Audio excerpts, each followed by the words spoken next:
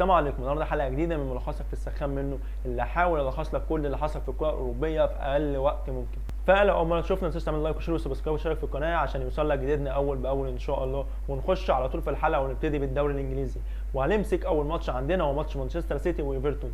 الماتش اللي على عكس المتوقع، كلنا كنا قلنا ايفرتون هينزل يدافع ومانشستر ينزل يهاجم، بس اللي فاجئنا ايفرتون في المباراه اللي هو كان نازل ضاغط وكان نازل بيهاجم، والماتش كان رايح جاي ما بين الفرقتين بنسبه كبيره لحد لما اوريلي باك شمال مانشستر سيتي يفتتح التسجيل في المباراه في الدقيقه 84، وايفرتون من بعد الجون ده يفتح كل خطوطه ويهاجم على مرمى مانشستر سيتي، بس مانشستر سيتي يلدغهم بالهدف الثاني في الدقيقه 90 عن طريق ماتيو كوفازيتش، وتنتهي المباراه بفوز مانشستر سيتي 2-0. ونخش على ثاني مباراه معانا، كانت مباراه ارسنال وابسويتش تاون. المباراه اللي ارسنال نزل مع الرأفه خدهم 4، سجل اهداف تروسارد، مارتينيلي، تروسارد، ايسان، ونيري. ارسنال اللي هو بينافس في دوري الابطال وكل تركيزه دلوقتي على دوري الابطال بعد ما الدوري بنسبه 99% ضاع منه، فهو كل تركيزه في دوري الابطال. وشايفك اللي معاك ساكا، ال11 لاعب بتوع ارسنال كلهم جابوا نقط في الفانتازي ما عدا ساكا، وانا الحمد لله كنت مكابتن تروسارد. نخش على ثالث ماتش معانا، هو ماتش الموكوس اللي ورايا مانشستر يونايتد اللي خسر من ولفرهامبتون بنتيجه 1-0، سجله بابلو سارابيا من فاول عالمي في الدقيقه 85.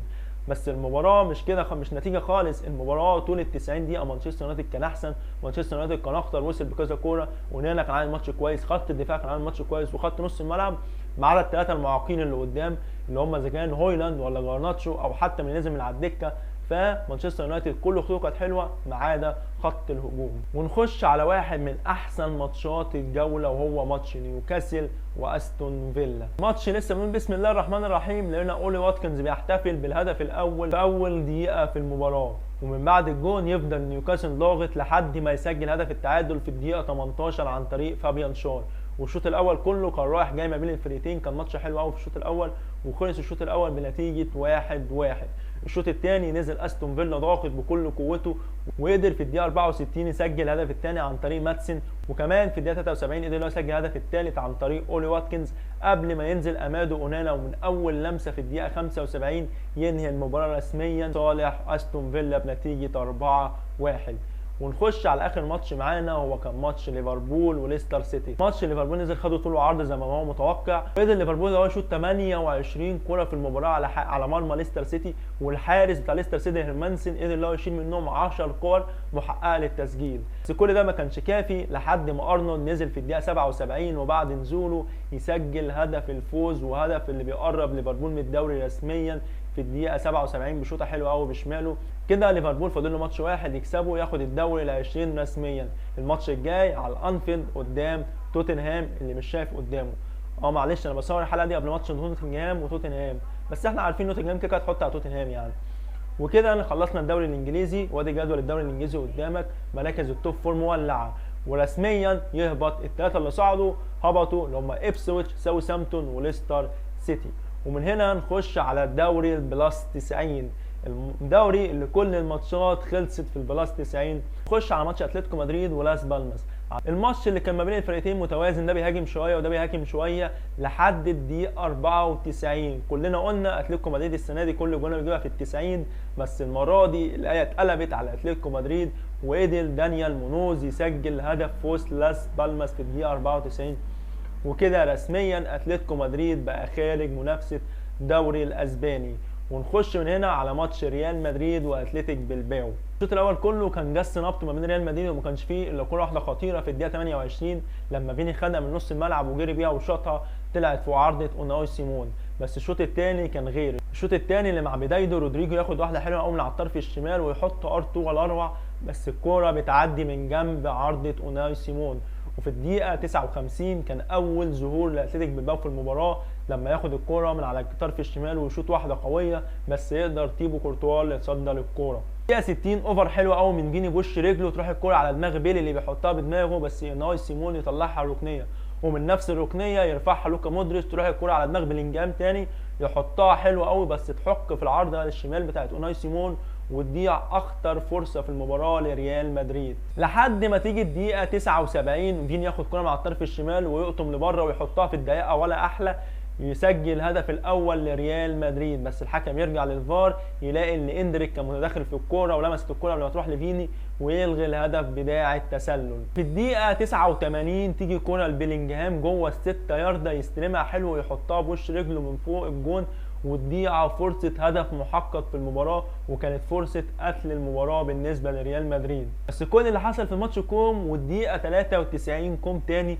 لما الكوره تروح عند فالفيردي اللي بيرفع الكوره من على الارض ويحط صاروخ بوش رجله، ولا اروع تروح في ال90 الشمال بتاعت اوناي سيمون واقف يتفرج عليها. فالفيردي يدي لريال مدريد اغلى 3 نقط في الموسم ويخلي ريال مدريد منافس لسه على الدوري الاسباني. فالفيردي لو قعدت اتكلم عنه مش هوفر حقه، من ساعه ما بدات اتفرج على كوره من 2010 ده احسن نص ملعب متكامل ممكن ابقى شفته، متكامل من كل دفاعيا هجوميا، باك يمين باك شمال هاف. فالفيردي القلب النابض بتاع ريال مدريد يخليهم لسه منافسين على الدوري الاسباني بالهدف اللي هو سجله. ونخش على اهم ماتش في الاسبوع واهم ماتش في الجوله، وهو ماتش برشلونه وسيلتا فيجو. الماتش اللي بدا ولسه بنقول بسم الله الرحمن الرحيم، الكوره تروح عند ليفاندوسكي اللي بيعدل على يمينه ويحط ار2 يا دوبك تيجي جنب العارضه وتطلع وتبقى اخطر كوره في المباراه لبرشلونه في اول دقيقه في المباراه. قبل ما الدقيقه تيجي 12 ويقدر فيران توريس يفتتح التسجيل لبرشلونه بجون حلو قوي، خد الكوره من نص الملعب وحطها بيمينه في العكسيه ويبقى هدف التقدم في المباراه لصالح برشلونه. قبل ما تيجي الدقيقه 15 ويقدر لعيبه سيلتا فيجو ان هم يضربوا خط اوفسايد برشلونه وتلعب الكوره بالعرض، يطلع تشيزني بتقدير خاطئ ان الكوره تعدي منه وتروح لبورخا وسميه بورخا عشان مش عارف انت اسمه الثاني، ويسجل هدف التعادل لسيلتا فيجو. بعديها بدقيقتين نفس الكوره بتتعاد تاني، ضربوا الاوفسايد والكوره من على الطرف اليمين يتلعب نفس الاوفر، بس المره دي تشيزني كان فايق وصاحي ويقدر يتصدى للكوره. ما حصلش اي جديد في الشوط الاول وينتهي بنتيجه 1-1. حصل في الشوط الاول كوم واللي جاي في الشوط الثاني كوم خالص. ومع بدايه الشوط الثاني برشلونه اخطر ومستحوذ على الكوره لحد ما تيجي الدقيقه 53 هجمه لبرشلونه تترد بمرتده، لخبطه ما بين انياجو مارتينيز وديونج، ياخدها بورخا وينطلق من نص الملعب ويسجل الهدف الثاني لسيلتا فيجو. عكس المتوقع تماما، هجمه مع برشلونه المدافع بتاع سيلتا فيجو بيشوط الكوره تروح الكوره عند بروخا برده تاني من نص الملعب ينفرد بتشيزني ويحط تشيب حلو كده ويبقى الهدف الثالث لسيلتا فيجو والهاتريك لبروخا. وفي الدقيقه 64 بعدها بدقيقتين صاروخ حلو من رافينيا لداني اولمو يسجل هدف التقليص الفارق لبرشلونه. بعديها ب4 دقايق في الدقيقه 68 اوفر حلو قوي من لامين يامال يقدر رافينيا بدماغه يسجل هدف التعادل في الدقيقه 68. عكس المتوقع في الدقيقه 89 سيلتا فيجو راحوا بهجمه خطيره، الواد يلعبها بدماغه فوق عارضه تشيزني وتضيع فرصه قتل المباراه بغرابه. قبل ما تيجي الدقيقه 98 ويقدر داني اولمو ياخد ضربه جزاء ويخش رافينيا عشان يسجلها ويخلي برشلونه يبتعد بالصداره عن ريال مدريد بفارق 4 نقط وبيقرب نفسه كواحد من ابرز المرشحين اللي هم ياخدوا البالون دور. مباراه كانت ممتعه، مباراه كانت جميله، وكده الفرق ما بين ريال مدريد وبرشلونه 4 نقط والفرق ما بين اتلتيكو وبرشلونه 10 نقط. فتوقع ان اتلتيكو مدريد كده بره منافسه الدوري، وكده المنافسه ما بين برشلونه وريال مدريد وفرق 4 نقط لما نشوف ايه اللي هيحصل. وهنا هنخش على الدوري الايطالي. انا ما شفتوش بصراحه، بس اللي انا اعرفه ان نابولي قدر انه يكسب 1-0 وانتر ميلان خسر 1-0، وكده يبقى هما الاثنين متساويين في الصداره، بس انتر متصدر بفرق الاهداف وهما الاثنين عندهم 71 نقطه. الدوري الايطالي اون فاير، فلازم نتابع الباقي من الدوري الايطالي الموسم ده. وعلى الناحيه الثانيه كالعاده اي سي ميلان خسر من اتلانتا 1-0، سجله اندرسون لاعب اتلانتا. اللاعب ده كويس على فكره، هيبقى خناقه في الصيف الجاي، ركزوا معاه، نص ملعب البرازيلي بتاع اتلانتا. كده بقى انا خلصت الحلقه النهارده، ودي تبقى نهايه الحلقه. لو عجبتك الحلقه متنساش تعمل لها لايك وشير وسبسكرايب وتشترك في القناه عشان يوصل لك جديدنا اول باول ان شاء الله، والسلام عليكم.